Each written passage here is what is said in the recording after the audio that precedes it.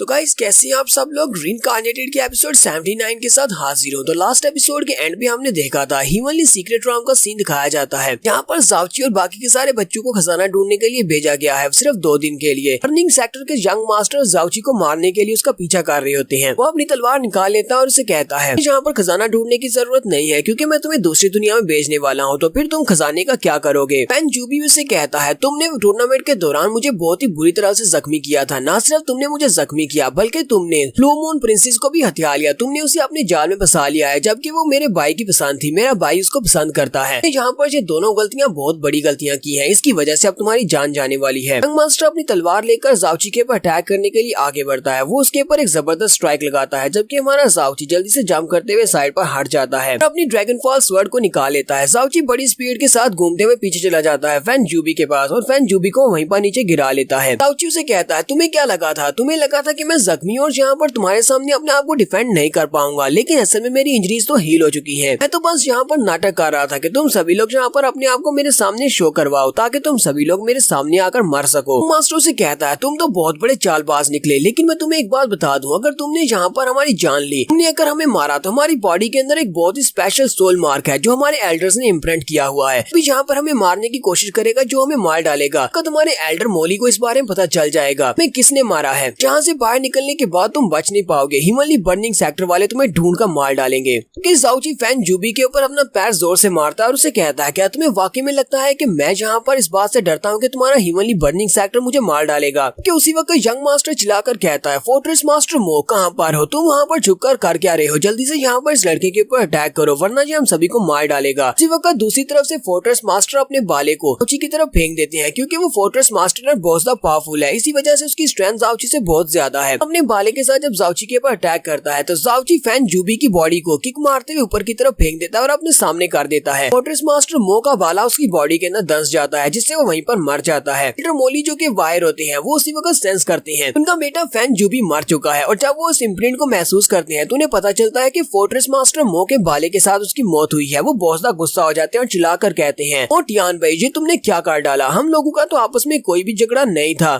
Burning sector के young master की जान तुमने क्यों ली है, तुमने एक बहुत बड़ा क्राइम कर दिया है। अब 1 महीना इंतजार करो, 1 महीने के बाद मैं तुम्हारे पूरे के पूरे थंडर फायर फोर्ट्रेस को बर्बाद कर दूंगा। जाओची भी हंसना शुरू कर देता है और मास्टर मो से कहता है मास्टर मो की स्ट्राइक तो वाकई में बहुत ज्यादा अच्छी थी, आपने सिर्फ एक ही स्ट्राइक के साथ बर्निंग सेक्टर के सेकंड यंग मास्टर को मार डाला, उसकी जान ले ली। तो अब देखते हैं कि बाहर जाकर हिमली बर्निंग सेक्टर का वो बूढ़ा मास्टर मोली किस हालत में गुस्से में होगा। है कि वो तुम्हारे मो क्लैन वालों को पहले मारता है या फिर तुम मुझे पहले मारते हो। मास्टर मो उसके ऊपर फिर से अटैक करने के लिए आगे बढ़ते हैं और कहते हैं बकवास काम करो, चुपचाप मेरे हाथों से मरो। जैसे मास्टर मो उसके ऊपर अटैक करते हैं इसी वक्त पीछे से किंगजू आ जाती है। किंगजू अपनी स्नो रिबन के साथ जाओची को लपेट कर पीछे खींच लेती है। जाओची से कहता है किंगजू क्या तुम यहाँ पर स्पेशली मुझे बचाने के लिए आई हो। किंगजू जाओची को अपने साथ लेकर वहाँ से बड़ी स्पीड से उड़ जाती है और उसे कहती है तुम्हें ज्यादा बात करने की जरूरत नहीं है, चलो जल्दी से पहले यहाँ से निकलते हैं। मास्टर मो और यंग मास्टर दोनों वहीं पर होते हैं। यंग मास्टर मास्टर मो से कहता है मास्टर मो आप यहाँ पर खड़े खड़े कर क्या रहे हैं, जल्दी से उस लड़के के पीछे जाएं। मास्टर मो से कहते हैं लेकिन उसके साथ जिया किंगजू है जो कि फ्रोजन ग्राउंड पैलेस से है, मैंने उसके सामने जाओची को मार डाला तो वो बाहर जाकर सभी को बता देगी, क्योंकि ये वाला सीक्रेट ड्राम तो बच्चों के लिए है कि मैं यहाँ पर आकर जाओची को पर्सनली मार रहा हूँ, मेरी इज्जत क्या रह जाएगी, सभी लोग मेरे नाम पर थू थू करेंगे। मास्टर से कहता है शायद तुम इस बार में भूल रहे हो कि तुमने मेरे छोटे भाई की जान ली है। इस वक्त एल्डर मोली बहुत ज्यादा गुस्से में होंगे, अगर तुमने मेरा साथ नहीं दिया जाओची को मारने में तो फिर मैं बाहर जाकर उनसे कहूंगा कि तुमने वाकई में सेकंड ब्रदर को मारा है। अगर तुम जाओची को और साथ में जिया किंग दोनों को मार डालते हो तो बाहर जाकर अपने एल्डर मोली को बताऊंगा कि तुमने यंग मास्टर को जानबूझकर नहीं मारा, ये सिर्फ एक हादसा था। मास्टर मो के पास और कोई भी ऑप्शन नहीं है, वो उसे कहते हैं ठीक है मैं तुम्हारी मदद करता हूँ, और वो बड़ी स्पीड के साथ उनका पीछा करता है। जबकि जाओची की वाइफ अपने हाथ को पीछे की तरफ करते हुए अपनी आइस एनर्जी को रिलीज करती है और मास्टर मो के ऊपर अटैक करती है। मास्टर मो भी काफी हैरान होती है और कहते हैं ये तो सिर्फ एक 17 साल की बच्ची है, फिर इसके पास इतनी ज्यादा कोल्ड एनर्जी कैसे हो सकती है कि मैं इस वक्त स्काई परफॉर्म राम की पीक पर हूँ। तो जाओची जल्दी से मोली से कहता है इसने मेरी और मेरी वाइफ के अच्छे टाइम को खराब करने की कोशिश की है। वो मोली से कहता है मोली प्लीज इसको मार डालो। तो मोली इसी वक्त बाहर निकलती है और मास्टर मो के सामने खड़ी हो जाती है। मास्टर मो से कहती है तुम कौन हो, जबकि मोली उसे कहती है मुझे ये बताओ कि तुम कैसे मरना चाहोगे, क्या ये प्रिंसेस तुम्हारे लिए चूज करे कि तुम कैसे मरोगे। एल्डर मो भी काफी घबरा जाती है और कहती है ये छोटी लड़की कौन है और ये कहाँ से आई है। तो मोली उसी वक्त अपने हाथ को घुमाती है, वो सिर्फ अपने हाथ को एक बार घुमाती है और मास्टर मो को मार डालती है। मास्टर मो को मारने के साथ ही वो जल्दी से अपनी बॉडी के ऊपर एक सील लगा देती है, वो सील को एक्टिवेट करती है है और जाओची से कहती है अब पूरे 1 साल के लिए मैं दोबारा अपनी परफॉर्म एनर्जी को यूज नहीं करने वाली, चाहे कुछ भी हो जाए मैं तुम्हारी मदद नहीं कर पाऊंगी क्योंकि मैंने अपनी कल्टीवेशन को सील कर दिया है। एक सीन 1 घंटे के बाद का दिखाया जाता है। 1 घंटे के बाद जाओची की वाइफ जाओची को लेकर नीचे उतरती है, पीछे की तरफ देख रही होती है। वो जाओची से कहती है लगता है कि उसने हमारा पीछा करना छोड़ दिया है, हम लोग काफी दूर निकल आए हैं। जैसे वो लोग वहाँ पर नीचे लैंडिंग करते हैं, किंगजू वहाँ पर नीचे गिर जाती है जबकि जाओची उसके ऊपर होता है। किंगजू से कहती है चलो जल्दी से मेरे ऊपर से हटो, मुझे पता है कि तुम्हारी बॉडी हील हो चुकी है, तुम बिल्कुल ठीक हो, नाटक करने की जरूरत नहीं है। तो जाओची उठकर खड़ा हो जाता है। किंगजू से कहती है तुम्हें देखकर लगता है कि अब तुम अपने आप को संभाल लोगे, अब मैं यहाँ से जा रही हूँ, मैं नहीं चाहती कि कोई मुझे तुम्हारे साथ देखे। जाओची फिर से अपनी नौटंकी स्टार्ट करता है और उसे कहता है किंगजू मेरी वाइफ तुम मुझे यहाँ पर छोड़कर कैसे जा सकती हो, क्या तुम इस बर्फ वाले इलाके में इतने खतरनाक एरिया में अपने हस्बैंड को अकेले छोड़कर जाओगी? हस्बैंड एंड वाइफ को तो अच्छे और बुरे वक्त में एक साथ होना चाहिए। किंगजू से कहती है तो फिर तुम वहाँ पर खड़े खड़े किसका इंतजार कर रहे हो, चलो जल्दी करो, मुझसे पीछे मत रह जाना, मेरे साथ साथ तेज तेज चलो। जी भागता हुआ उसके पीछे आ जाता है और कहता हाँ क्यों नहीं मेरी वाइफ मैं आ रहा हूँ। काफी देर चलने के बाद जाओची का हीवनली पॉइजनस बीट चमकना शुरू कर देता है। जाओची उसे कहता है मुझे लगता है कि यहाँ पर आसपास कोई बहुत ही पावरफुल खजाना है। जाओची सोच रहा होता है हीवनली पॉइजनस बीट तभी तभी चमकता है जब कोई बहुत ही हीवनली रैंक का या सेलेस्टियल लेवल का कोई वेपन हो या फिर कोई खजाना हो। लास्ट टाइम जब ये चमका था तब मुझे वहाँ से कोई घास फूस मिली थी, वो बहुत ज्यादा स्पेशल ग्रास थी। इसके अलावा मुझे इवल गार्ड का वो सीड भी मिला था, फायर सीड, तब से चमका था कि यहाँ पर भी कोई ऐसी ही चीज होगी। जाओची अपनी वाइफ से कहता है मेरी वाइफ मुझे ये बताओ क्या तुम्हारी मास्टर ने कभी तुम्हें सीक्रेट राम के बारे में बताया कि यहाँ पर सीक्रेट राम से किसी को जो सबसे बेस्ट खजाना मिला है वो कौन सा खजाना था? जो उसे कहती है हाँ मेरी मास्टर ने एक बार मुझे बताया था कि यहाँ से तकरीबन 400 साल पहले एक बंदे को एम्परर अवेकनिंग हार्ट लोटस मिला था। वो लोटस फ्लावर था जिससे वो बहुत ज्यादा पावरफुल बन सकता था। कहानियों के मुताबिक वो वाला लोटस फ्लावर ह्यूमंस की तरफ से एक गिफ्ट है, उसे इस दुनिया में एग्जिस्ट नहीं करना चाहिए क्योंकि वो इतना ज्यादा पावरफुल गिफ्ट है। इसे तकरीबन 400 साल पहले जाओ एक्टर का एक मास्टर जो कि सीक्रेट राम में आया था, उसे वो लोटस फ्लावर मिला था। उसने ट्रांसमिशन जेड को यूज करते हुए सभी लोगों को इस बारे में बताया, लेकिन उसके बाद उसे कभी भी देखा नहीं गया क्योंकि वो सीक्रेट राम से बाहर नहीं आ पाया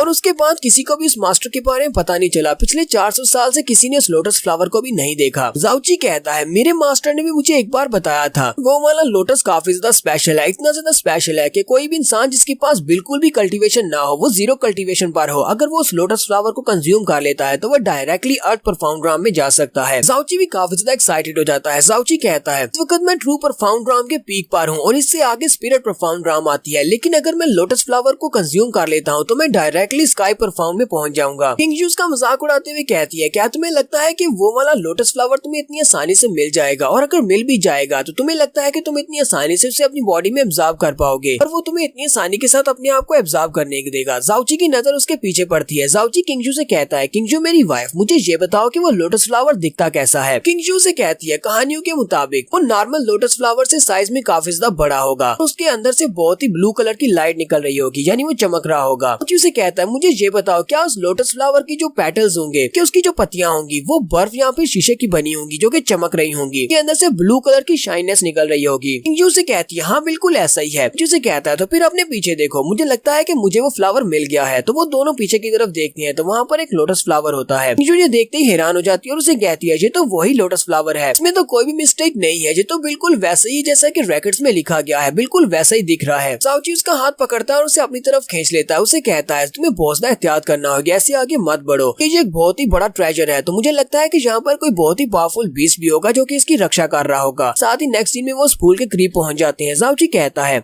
कि यहाँ पर बर्फ पड़ने की वजह से वो डीमन बीस्ट हाइबरनेशन में चला गया है, यहाँ पर किसी दूसरी गर्म गुफा में जाकर आराम कर रहा होगा, इस वजह से ये फ्लावर यहाँ पर इतनी आसानी से हमें मिल गया है। किंगजू से कहती है लेकिन इसको फूल को तोड़ना भी आसान काम नहीं है, क्योंकि इस फूल को तोड़ने के दौरान जो तुम्हारी बहुत सारी एनर्जी को अपने अंदर एब्जॉर्ब कर लेगा, इसलिए इसको बड़े ही तरीके के साथ तोड़ना पड़ेगा। जाओची से कहता है तुम्हें परेशान होने की जरूरत नहीं है, तुम्हें पता है ना मैं एक डिवाइन डॉक्टर हूँ और डॉक्टर्स को पता होता है कि जड़ी बूटियों को कैसे उखाड़ना है। जाओची कहता है मेरे पास हीवनली पॉइजनस बीड है, इसकी मदद से मैं किसी भी जड़ी बूटी को बड़ी आसानी से उखाड़ सकता हूँ, चाहे वो कितनी ही विशियस और पॉइजनस क्यों ना हो। उसको जड़ से उखाड़ूंगा और साथ ही इसे अपने हीवनली पॉइजनस बीड की स्पेस के अंदर रख लूंगा, तो मुझे इसे टच करने की जरूरत भी नहीं पड़ेगी। जाओची ऐसा ही करता है, वो उस फूल को अपने हीवनली पॉइजनस बीड में रख लेता है। साथ ही वो काफी हैरान भी होता है। जाओची कहता है इतना ज्यादा स्पेशल ट्रेजर इतनी आसानी के साथ मिल गया, जी तो बहुत ज्यादा हैरान करने वाली बात है। इसी वक्त नीचे का ग्राउंड हिलना शुरू हो जाता है। जी किंगजू का हाथ पकड़ता है और उसे कहता है चलो जल्दी से यहाँ से भागते हैं। लगता है कि इस फूल की रक्षा करने वाला बीस्ट वाकई में जहाँ पर ग्राउंड के नीचे हाइबरनेट कर रहा था और अब वो यहाँ से निकलने वाला है। इसे जल्दी यहाँ से भागना होगा, ना वो हमारे पर अटैक करके हमें मार डालेगा क्योंकि हमने उसके फूल को तोड़ा है। तो वो जैसे वहाँ से भागकर पीछे हटते हैं, उसी वक्त ग्राउंड टूटता है और वहाँ से एक बहुत ही बड़ा सा बीस्ट निकलता है और उसका साइज बहुत ज्यादा बड़ा होता है। वो वहाँ पर अपनी पावर्स को रिलीज करता है। ज़ाओची बहुत ज्यादा घबरा जाता है और कहता है ऐसा कैसे हो सकता है, ये तो एक टायरेंट परफाउंड बीस्ट है। टायरेंट लेवल का बीस्ट जो होता है ये एम्परर लेवल से भी ऊपर होता है। विला मास्टर जो कि बाहर खड़े होते हैं वो भी बहुत ज्यादा हैरान हो जाती है और सोच रहे होते हैं ऐसा कैसे हो सकता है। लगता है किसी ने टायरेंट लेवल के बीस्ट को जगा दिया है। लेकिन टायरेंट लेवल का बीस्ट यहाँ पर इस जगह के ऊपर क्या कर रहा है। विला मास्टर भी जल्दी से वहाँ से भाग जाते हैं और कहते हैं मुझे जल्दी से जल्दी यहाँ से बहुत ज्यादा दूर जाना होगा क्योंकि टायरेंट लेवल का बीस्ट यहाँ पर बहुत सारे एम्परर लेवल के मास्टर्स भी आ जाए तब उसे नहीं हरा सकते। भी है वो तो मरने वाला है, मुझे यहाँ से निकलना होगा। मोली भी इस बात से काफी ज्यादा हैरान होती है। मोली कहती है बेवकूफ कहेंगे, तुमने एक टायरेंट लेवल के बीस्ट को जगा दिया है और वो बहुत ज्यादा खतरनाक और पावरफुल है। मैंने थोड़ी देर पहले अपनी पावर्स को सील कर दिया, मैं उस सील को अनलॉक नहीं कर सकती। पूरे 1 साल के बाद ही वो सील अनलॉक होगी। आदि मोली उसे चिल्लाकर कहती है बेवकूफ, अब तो तुम वाकई में मरने वाले हो। ज़ाओची बेचारा भी बहुत ज्यादा घबरा जाता है। तो नेक्स्ट एपिसोड में देखेंगे क्या हमारा ज़ाओची वाकई में जहाँ पर मरने वाला है या फिर कोई मिरेकल होगा और ज़ाओची टायरेंट लेवल के बीस्ट को भी हरा देगा। एपिसोड की एक्सप्लेनेशन अच्छी लगी हो तो कमेंट करके जरूर बताइएगा। चैनल को सब्सक्राइब कर दे, वीडियो को लाइक और शेयर कर दे। शुक्रिया।